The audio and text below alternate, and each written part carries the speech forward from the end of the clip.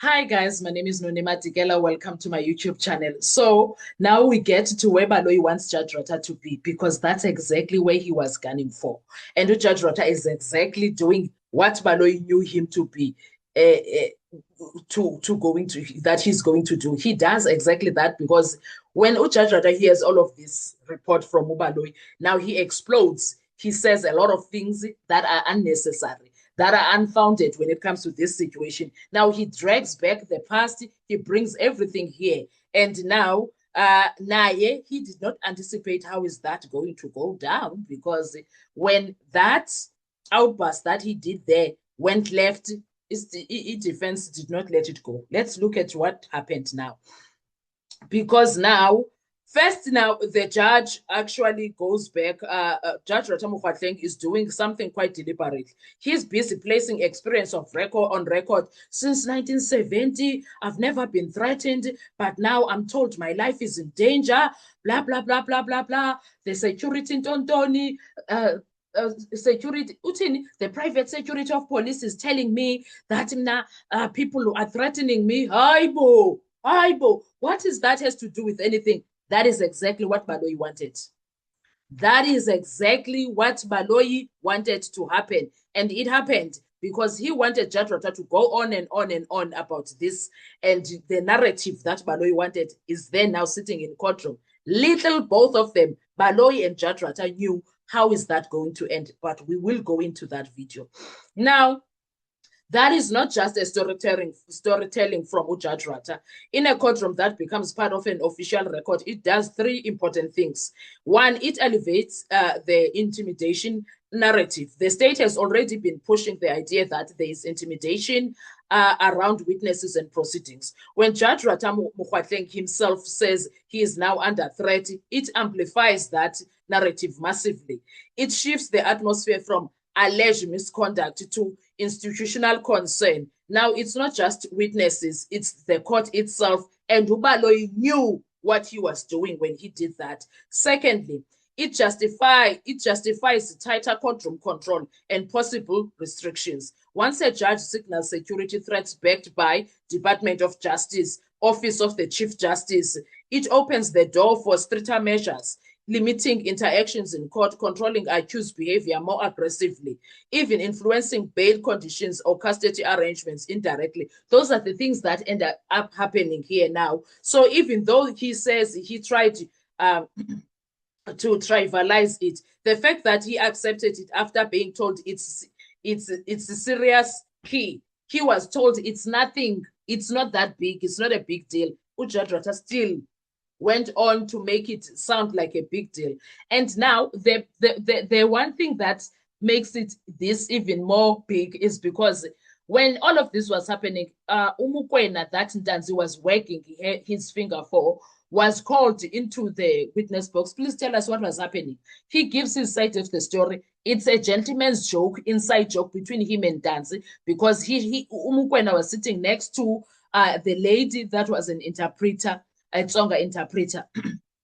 And then Ubukwena does a fist to Untanzi, and Untanzi is like, you are sitting next to a woman, don't touch her. It was an inside joke. They are laughing because they are always driving together to court, and now they are more of brother. There's a brotherhood of some sort between them. Now, Baloyi, even after being told that, including Judge Rata, still they are doubling down, busy talking about security threat, even though there is no security threat. They are doubling down even after Mukwena said that me and Ntanzi were just joking. They are still doubling down because Urata takes it up the notch now and he makes it huge. And Baloyi is doubling down. In fact, he was triple doubling down because now, after being told, he still says now, instead of apologizing for his behavior and misinterpretation of what was happening, the other issue is the so-called media house that gave Baloyi that, who sat down and watched that and said, this is a threat. What was Ntanzi doing here? Which media house did that? Which media house did that? Who sat down and targeted Ntanzi and said, no, why was Ntanzi doing this? Who did that? Someone, somewhere in these media houses that are inside there did that thing. Somewhere there. Someone did that. Now they are busy making something that is not something to be big out of nowhere. The other thing that what we see here, it subtly reframes defense conduct. Remember, this comes right after complaints about gestures, intimidation, and behavior from the accused. Now, even without directly accusing the defense, the timing creates a cumulative effect. Alleged intimidation by accused prior courtroom conduct or complaints now judge under threat. That stack builds a psychological frame. This is not a normal trial environment. Now, look at the reaction from the state, especially George Baloyi. No, the matter has been sufficiently addressed. That's interesting. He doesn't push further now because he has been embarrassed and humbled by Umukwena. Why? Because the state already got what it needed from the entire situation. The concern is now on record. The judge has acknowledged the seriousness of it. The atmosphere has shifted, pushing more or could look like overreach or dramatization. So he backs off now after doing all of that drama. The real power move here at the moment, the most important line is actually this. We just say the matter has been sufficiently addressed. That's closure, but not neutral closure. It means no further argument, no challenge from the defense recorded at that moment. The judge's consent stands uncontested.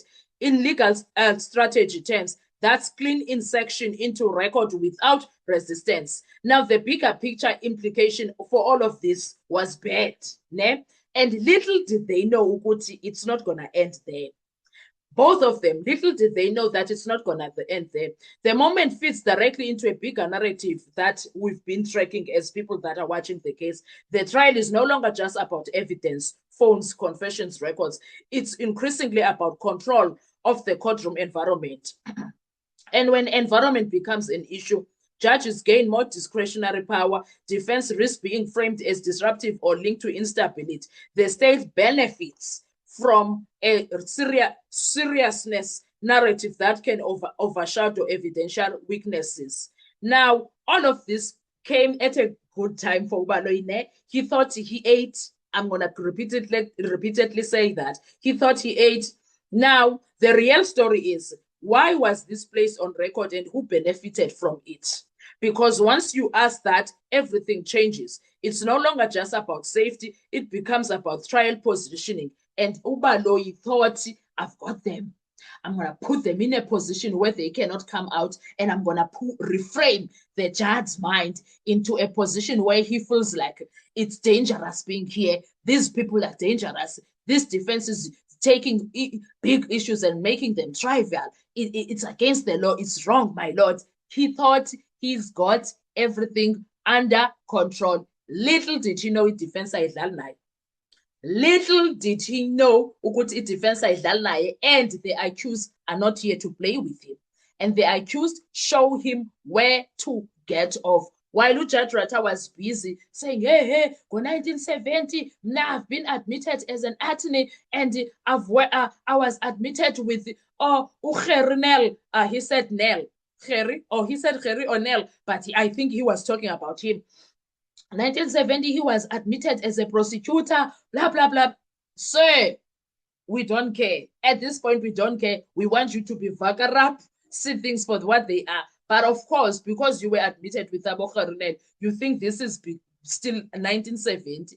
And it defense went to consult. While he was talking about that, I was threatened. Now I was told here my life is in danger, blah, blah, blah, blah. There were allegations. Shololo was like, stop right there, please, say. Please stop right there. Those allegations were false. Shololo was like, those allegations were false.